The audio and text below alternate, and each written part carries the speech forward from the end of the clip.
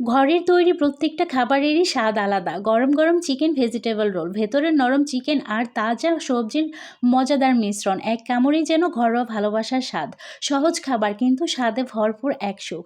আসসালামু আলাইকুম, কেমন আছেন সবাই? আশা করছি সবাই অনেক বেশি ভালো আছেন। আজকে আমি চলে এসেছি ভেজিটেবল চিকেন রোল নিয়ে।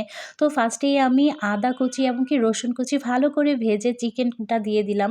চিকেনটা কিন্তু আমি আগে থেকে মেরিনেট করে রেখেছিলাম সব রকমের মশলা দিয়ে। এবার আমি কিছু কাঁচামরিচ দিয়ে দিলাম, তারপর দিয়ে দিচ্ছি গাজর। যেহেতু এখন হচ্ছে গাজর-টাজর পাওয়া যায়, সেহেতু আমি এগুলো মিস করতে চাইনি। একসাথে কিন্তু বাচ্চাদের চিকেনও খাওয়া হচ্ছে এবং কি ভেজিটেবলটাও খাওয়া হচ্ছে। তো গাজর যেহেতু একটু শক্ত সবজি, তাই আমি গাজরটাই আগে দিলাম। এখন আমি দিয়ে দিচ্ছি বাঁধাকপি বা পাতাকপি, যে যেটাই বলি না কেন সেটা। আমি কিন্তু কিভাবে কুচি করে নিয়েছি আশা করছি দেখেই বুঝতে পারছেন। আর এই খাবারগুলো কিন্তু বাহিরে অনেক টাকা দিয়ে কিনে খেতে হয়, আর বাচ্চারা কিন্তু এই খাবারগুলো একটু পছন্দ করে থাকে। তাই আমি চেষ্টা করি মানে যেটা আমার বাচ্চাদের পছন্দ সেটা কিন্তু ঘরেই তৈরি করে খাওয়াতে। তো এই তো সব কিছু ভালো করে নেড়েচেড়ে আমি কিন্তু এখানে সয়া সস দিয়ে দিলাম। আর এটাও কিন্তু পরিমাণ বুঝে দিতে হবে, যেহেতু মাংস মেরিনেট করার সময় মানে চিকেনগুলা যখন আমি মেখে রেখেছিলাম তখন কিন্তু আমি লবণও দিয়েছি এবং কি সয়া সসও কিছু পরিমাণ দিয়ে রেখেছিলাম।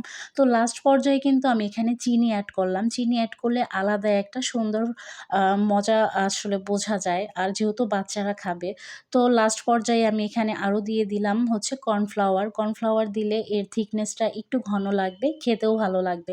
তো এখন কিন্তু আমি ময়দার মিশ্রণে চলে গিয়েছি। ময়দা এখানে আমি ৩ কাপ ময়দা নিয়েছি। ৩ কাপ ময়দার জন্য আমি এখানে পানি নিয়েছি ৫ কাপ। তো আপনারা কিন্তু এটা খুবই সহজে বাসায় তৈরি করে নিতে পারবেন।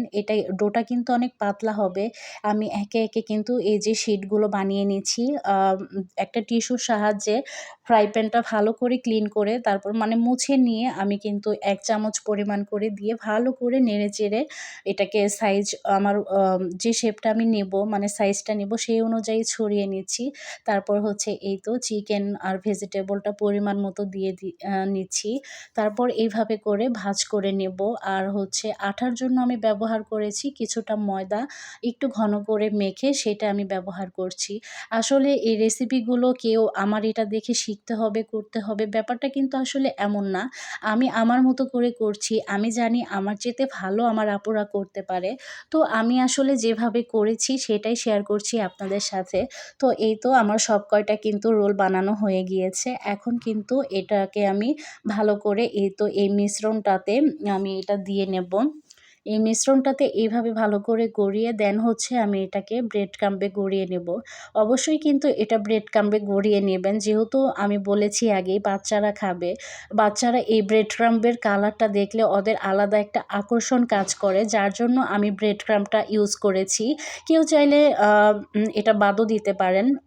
তো এই তো আমার কিন্তু বেশ কয়েকটা বানানো হয়ে গিয়েছে। আমি কিন্তু ভাজতেও শুরু করে দিয়েছি। বাচ্চারা খাবে, তারা ভীষণ আগ্রহ নিয়ে ওয়েট করছে। তো আমি কিন্তু অনেকগুলো একবারে করে রেখেছি। আমি হচ্ছে রমজানে ইফতারের আগে এটা ঝটপট বাচ্চাদের ভেজে দেওয়া যায়। আর তারা যেহেতু পছন্দ করে, তাদের পছন্দকে কিন্তু আমি অনেক বেশি প্রাধান্য দিয়ে থাকি। তো এই তো আমি ওদের জন্য কিছুটা ভেজে দিচ্ছি। আর কিছু আমি বক্সিং করে ডিপ ফ্রিজে রেখে দেব। ইফতারের আগে ঝটপট শুধু বের করে ভেজে দেব। তো যাদের কাছে ভিডিওটি ভালো লেগেছে অবশ্যই লাইক কমেন্ট করতে ভুলবেন না।